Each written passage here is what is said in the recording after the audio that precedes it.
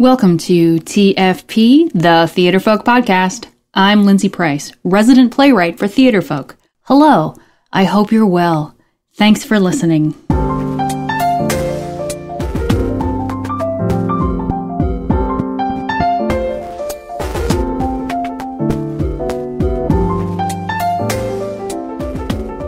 Welcome to episode 89. You can catch the links for this episode at theatrefolk.com/episode 89. So I'm going to get right into this week's episode. I love it that much. Grab a pen. You are going to want to do this with your drama class in September. My talk with teacher Amy Patel starts now. Hello, everybody. Welcome to the podcast. I am so happy today to be talking to teacher Amy Patel. Hello, Amy. Hi, how are you? I am awesome. You were on your spring break this week, right? Yes. Are you enjoying that? Yeah, it's really nice. Sleep in, stay in my pajamas for a little while and not have a real strict schedule for a change. And the weather's pretty for today anyway. Okay, so I'll tell everybody, I'd like to start with asking where people are in the world. So where are you? I'm in Madison, Alabama, which is just outside of Huntsville, North Alabama. Yes. And I teach at James Clemens High School, which is a brand new school. Ah, cool. Okay, we'll get into that. So, and how long have you been a drama teacher? This is my 16th year. I taught for 14 years at Butler High School in Huntsville, and then I took a year sabbatical and didn't teach at all. I visited other teachers around the country, some of my friends who taught in Connecticut and Colorado and Florida. And then I also got back on stage for a change and kind of regrouped and then started at James Clemens last year. So that is 2 years now at that school. Do you think sabbaticals are important for teachers? Oh my gosh. It saved me. It really did. I needed that break and I needed that time to, do research for myself, kind of explore and to miss it.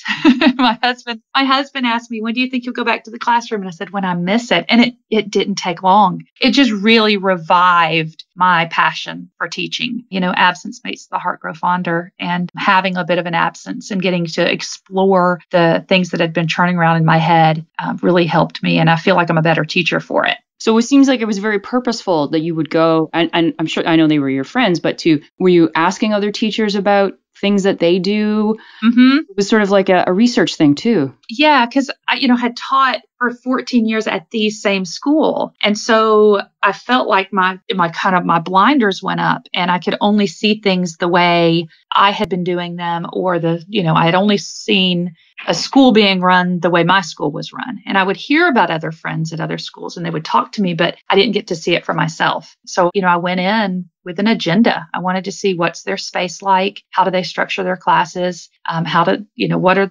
the things that they feel like go really well, and what are the challenges that they have. And, I saw a lot of myself out there. And I kind of felt like, oh, I'm not the only one who faces that. And, oh, I'm not the only one who struggles with that. And it was just really nice. It really, sometimes the nicest thing is knowing you're not alone, isn't it? Yeah. Yeah. Because especially as a theater teacher, oftentimes we're the only one of our kind at our school. And that's difficult. A science teacher can just hop down the hallway and say, hey, I'm working on this. What do you think? Or, hey, do you have this resource? But a theater teacher doesn't have that luxury because we're usually the only one. Why did you choose drama? Why teaching and why drama? I went into a theater class in high school really because my friends were there. And I had an English teacher that I really liked, and she was also the theater teacher. And so I thought, oh, that would be fun. And, my girlfriends were taking it, and I went in for fun, and I really liked it. So I took it my junior and senior year, and then I did a couple of plays and was really inspired. I had another teacher too named Mike Chappell, and was really inspired by him. But I didn't consider doing it for the rest of my life. I thought I would go into journalism, maybe even math. And then I got to college and quickly realized math was not it because I failed calculus the first semester. But I still didn't exactly know what I wanted to do. And then I realized that what always inspired me and what always seemed to be my passion was the learning. And whether it was in an English class with a great teacher or a history class with a great teacher. And I thought, wow, that's what I want to do. I want to keep learning. And I can do that if I teach, because when you teach, you learn twice. And then I realized how much I missed the theater because I didn't do it my first couple of years in college. And I realized that it wasn't so much what do I want to do with the rest of my life, but what do I not want to do without? Mm-hmm. And it was the theater, it was the stage, and it was being a part of the theater. And I didn't want to go to New York or LA or Chicago and try to make it on stage. I really wanted to do theater every day, and I could do that if I was a director, if I was a teacher, and then I could inspire and help other students to hone in on their skills so that they could go to New York or LA or Chicago or become teachers. Why do you think it's important for students, for teenagers to take drama? There are just so many reasons. Sometimes it's to build a confidence in them. Mm-hmm. I have kids who say, I want to take theater, but I'm shy. And I say, that's exactly why I want you to take theater, because it's hopefully every classroom's this way, but it's a safe place to kind of crack through your little shell. Oh, and they have such a shell sometimes, don't they? Exactly. And sometimes they hide it. They put up, their walls. And so they act like they're the tough guy or that they don't care about anybody else. But the truth is, there's something there that needs a voice. And I think they can find that in the theater. And I think too, in theater, we really work on what it is to be a human, to work with other people, to learn to trust other people, to come together with, from different backgrounds, different opinions, different philosophies and visions for whatever the project is, but learn to work together. So you learn conflict resolution, you learn confidence, you learn discipline, you learn organization. And then too, you learn about all the other content areas because you're reading. And so you're getting literature and analysis, but you're also learning history because what do you know? Your play's about Amelia Earhart, and you're learning science because you're learning about electricity with lighting, or physics, how to make a set piece move. And so I think it's like everything wonderful in the world is right there in the theater classroom. It's the most amazing class. Yeah. I think I say often, I'm like, where else are these kids going to learn how to work together? Like, that's all your work life is working with other people. And if you don't know from a young age, it's so hard to make it. Yeah. So the reason, and this is going to dovetail really nicely, because the reason that I wanted to talk to you today is because you contacted us and you were telling us about how you use a mission statement in your program. And I'm like, I've never heard about this. I love this. Tell everybody first, what is a mission statement? A mission statement is really, it's a concise verbalization of what you do, how you do it, and why you do it. And it's something that companies, corporations use. But oftentimes I don't know that theaters use them, especially educational theaters. I never did. At my old school, I didn't. And I think partly is because the theater program already existed when I came on. And so there was already sort of a system of organization, and I just kind of jumped into that. And when I decided to actually come up with a mission statement, it was because I was at a new school and fresh start, exactly. And so my whole vision was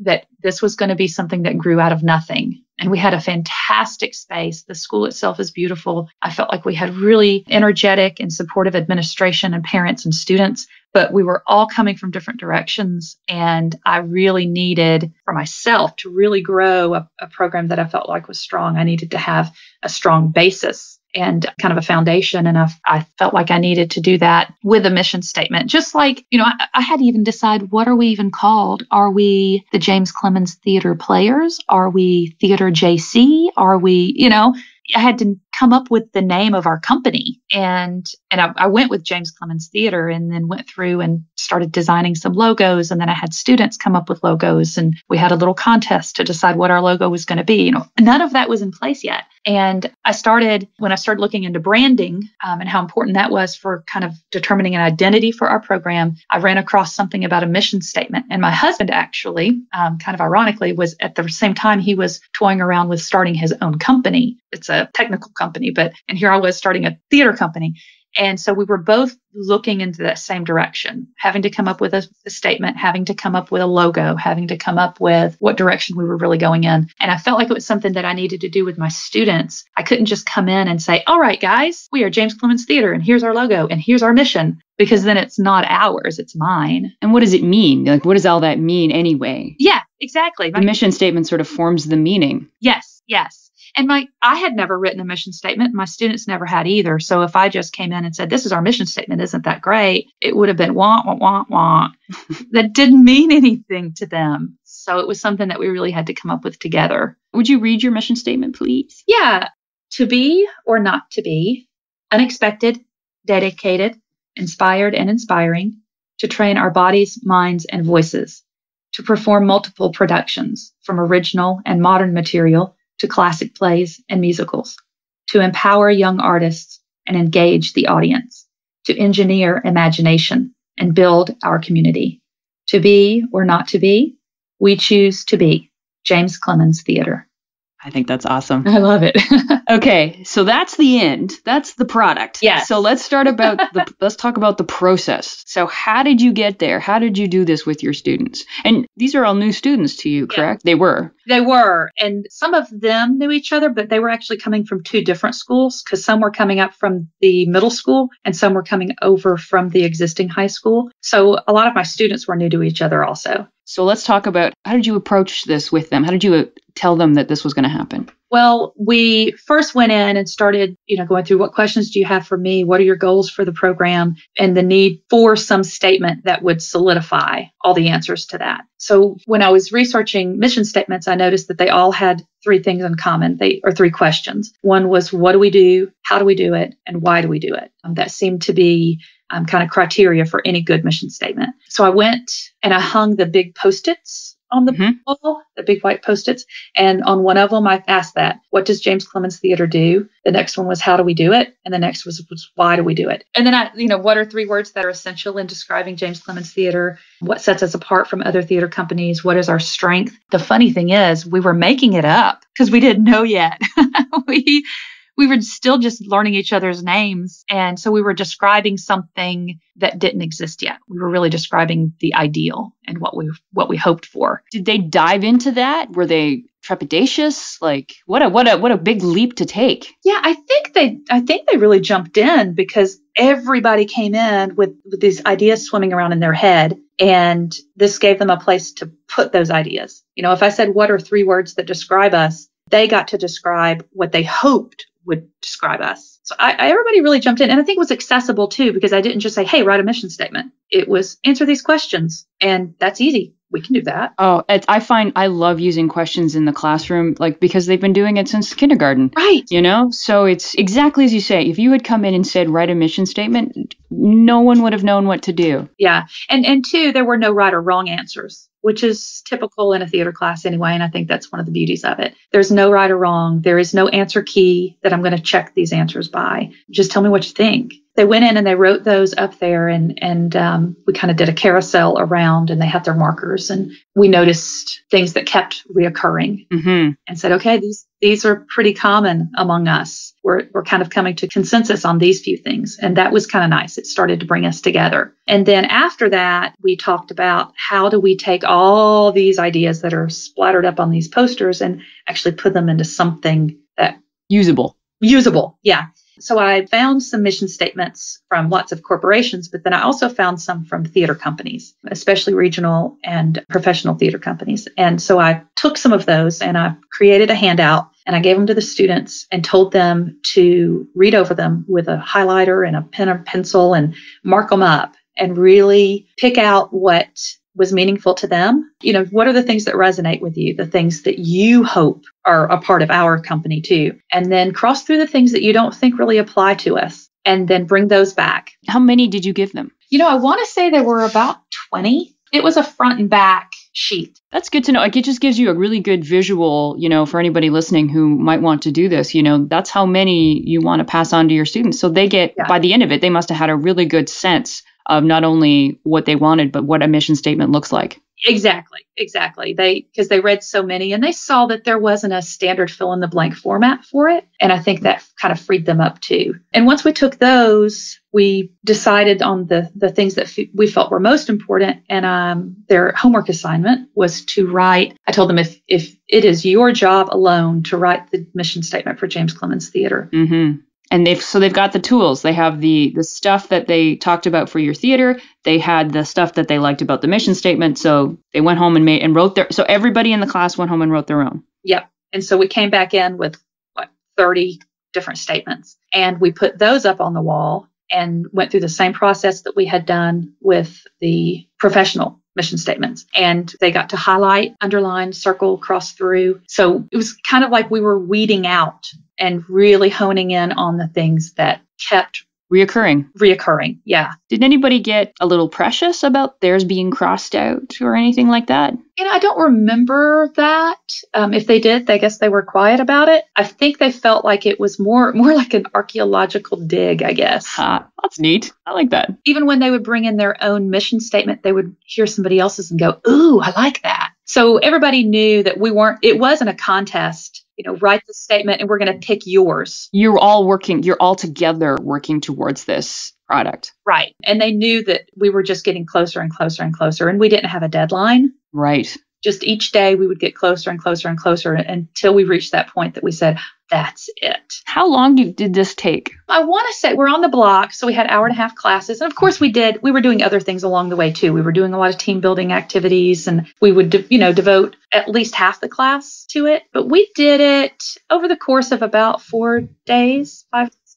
And once everybody crossed through and highlighted the ones we had brought in, I took those and I said, at this point, I'm going to take these and I'm going to do my best to come up with a few different versions. And then I'll bring them to you and we'll go through the same process. But we needed to get something on one piece of paper that we could ultimately work with. So I took it home and I noticed the words that kept popping up and the things that we kept discussing whenever we would talk about the ways that the reasons we were making the decisions we were making. And I brought in 2 different statements the next day and I read off one and everybody just went, oh, that's it. Yes. And they didn't even read the second one. Didn't even read the second one. And what I like is that this, we use this. We've got it in the classroom. It's on our shirts. We put it in our program and we revisit it when we're unsure about what direction we're going in. We kind of check it. Okay, does this really line up with our mission? This year when we decided to do a musical, some of my kids were really trepidatious about that. And some said, oh, I don't think that we should be doing a musical. And we said, well, you know what? We actually said that was part of our mission to do a variety of works. And sometimes when the kids are frustrated because we're doing so many vocal exercises or they're so worn out from the physical exercises. And then we say, well, you know what? We are training our bodies, minds, and voices. It's in our mission. So it kind of becomes that check to us to say, okay, this is the road we said we were going to get on. And we need to make sure we stay on this path. And it's a pretty wide path. We give ourselves lots of room, but we just check. And two, we are each year when we do a major production, we do some sort of outreach project. Mm-hmm. And that's built into our mission. So we want to make sure that we keep that going. And if somebody comes in and says, hey, why are we helping this garden? Well, it's in our mission to build our community. Isn't that amazing? Because now you've got a piece of paper, but also you've got a tenant that you can refer to anything you do. So every student now who comes in knows exactly what your theater is about, why you do things, which is what students want to know all the time. They want to know why are we doing this? Why? You can show them this. And I also really like, in terms of community building, that you're putting that out there too. I like that it's in your programs and on your shirts. What reaction did you get from the other adults in your school, from your teachers or from your admin? I didn't go into it for that reason. No. It was just, but I thought, why didn't I see that? Of course, this is going to be something not just for us in the classroom. This is going to be something that other people will see. And if I want to show them what we're about, this is all I need to do. Hand them this and they have an understanding of what we're doing and the significance of what we're doing. And one day my principal sent an email and the subject line was, "This is impressive." And I opened it up and he had taken a photo of our mission statement hanging on the wall. And that was it. And that really meant a lot to me. And I think it probably meant a lot to him, that I think he could see from that we take our work seriously. Mm-hmm. It's a lot of fun and we love it, but we're passionate about it and we take it seriously enough to actually put it into words. It's really important. I mean, I think also, because how often has this conversation come up that nobody knows what they do in the drama class? Right. And it's and that's when drama classes become unstable and perhaps, fodder to be cut. It's like, well, look, this is exactly what we do. Here it is. Exactly. Now I think this is a bit of ammunition. Yeah. I think it gives some substance to what we're doing. Yeah. And it's something, too, that drives us as a group. Like when we say it, like we actually memorized it. I would have kids memorize one line at a time and then add another line and another line and another line until everybody was saying the whole thing together. And it was really, you feel this burst of energy at the end of it. You just want to go out there and conquer the world. We choose to be James Clements Theater. Roar. It's just had so many benefits that I didn't even anticipate. And now I want to revisit it. Oh, okay. So it's been in place for 2 years now? Yes, this is the second year. Okay. So what do you want to do next year? I'm trying to figure out exactly what my process will be. I don't think I want to start from scratch. I want to say, okay, this is our mission now. Now let's do some of these same tactics to see what changes we want to make. And I don't know. A part of me is kind of, territorial about it. I mean, it's our mission statement. What do we shouldn't change anything. But I know that we should. And I feel like 10 years from now, it's really important that we have a statement that those students are a part of too, instead of saying, well, in the year 2012, this is the mission statement we came up with, and now you're stuck with it 10 years later. Well, because as your program changes, your students will change. Yeah. Yeah. Have you thought about, do you have a visual representation of your mission statement? No, I don't. But, what's interesting is the space program. We're right next to Huntsville, Alabama, where the Space and Rocket Center and Marshall Space Flight Center are. And when I was in college, I actually worked part-time with the Space and Rocket Center. And one of the things they did was a program with teachers. And we learned about how each mission into space has a mission patch. And on that patch, a group of designers and artists actually come together, and depending on what the different projects are for that space mission, they will create a visual representation of it.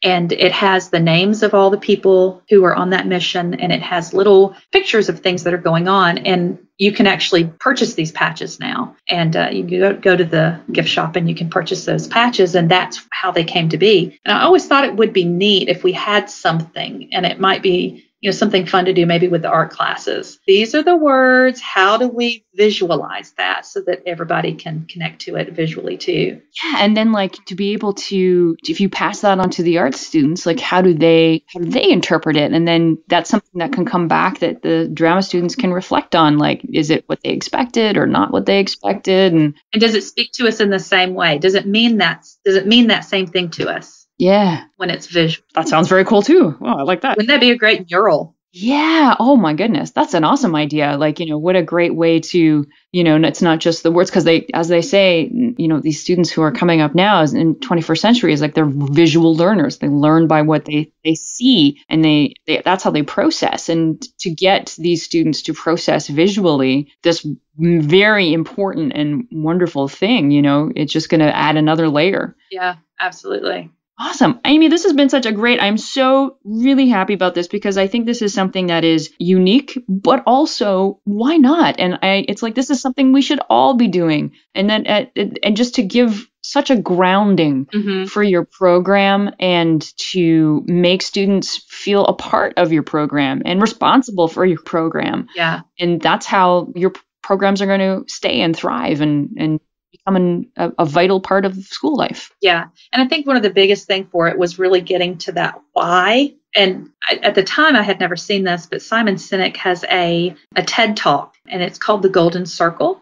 And he gets to how the most important thing is not what you do or how you do it, but why you do it. And so he draws these 3 concentric circles. And he says some people work from that outside in. And first they'll tell you what they do and how they do it. And then they'll get to why. And he said, but really start with the why. Start with the why, and then the how and the what will come. And I had never heard that, but I really, as soon as he said it, I thought, oh, that's exactly how we approached our mission statement with those 3 questions. And then this year, we actually got on our stage, we grabbed sidewalk chalk and we watched his talk, and then we drew 3 concentric circles. And then I asked kids, start in the center of it, write why you are an actor, why you are a techie, why you are an artist. And of course, the reasons were just so varied. It was wonderful. And then we got to, okay, you know why you do it. Now, how do you do it? And then finally, what is it that you are doing? That was a good kind of a follow-up to what we had done last year when we created the mission statement, because we got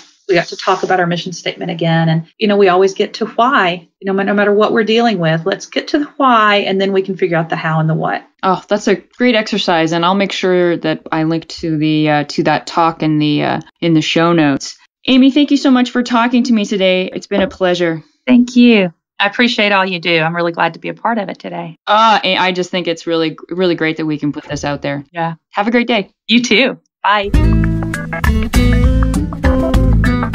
Thank you, Amy. I just think that is an awesome exercise, an awesome process, an awesome thing to do for your students, for your classroom, just to let everybody know exactly who you are, where you stand, what you do this with your students. I just think it's really great exercise. So before we go, let's do some Theatrefolk news. This week, we are offering a free drama teacher training, Set the Stage for Student Written Monologues. So a few months ago, I was asked to lead a workshop in student written monologues. Easy, right? I've been writing monologues for a long time, for almost 20 years. That should be a no-brainer. And put together my lesson plan, walk confidently into the room. And it did not go well. And it was, that's an oh no experience, right? Instead of theatrical monologues, the students were giving me story, and I wasn't sure why, what was wrong with my plan? And I thought to myself, there really has to be a way. There has to be a way to lay a foundation for student-written monologues that are character-driven and theatrical. And are you in that same boat? Are you a drama teacher who wants your students to write their own monologues? Have you tried to incorporate monologue units into the classroom with less than satisfactory results? You know that feeling. I'm going to let you in on a little secret. If you want your students to write terrible monologues, tell them to write a monologue. If you want your students to write good monologues, you need to take an entirely different approach. Join me. Join me for a free drama teacher training where I'll share my tips on how to prepare students to write, to set the stage for awesome student-written monologues. You're going to learn a very specific way to prepare students to write without the panic that student writers often face. The 5 critical steps you must take to ensure students are ready to write their first amazing monologue. And the answer to the most common frustration I hear from teachers. How do I get students to write monologues that are theatrical rather than short stories? I have been there. I struggled with those student-written monologues that sounded like stories instead of something theatrical. But I know how powerful they can be when taught properly. And I want you to learn how to teach them properly too. You can get quality theatrical monologues from your students, and I'm going to show you how. So this week, training times. Thursday, April 24th, 8:30 Eastern Daylight Time, or Friday, April 25th, 8:30 Eastern Daylight Time, 8:30 p.m. What else do you want to do on a Friday night but take some training, right? I'm really excited to share this training and these exercises with you. You can find more information at theatrefolk.com/episode 89. Finally, where can you find this podcast? We post new episodes every Wednesday at theatrefolk.com and on our Facebook page and Twitter. You can find us on youtube.com/theatrefolk. You can find us on the Stitcher app, and you can subscribe to TFP on iTunes. All you have to do is search on the word Theatrefolk. And that's where we're going to end. Take care, my friends. Take care.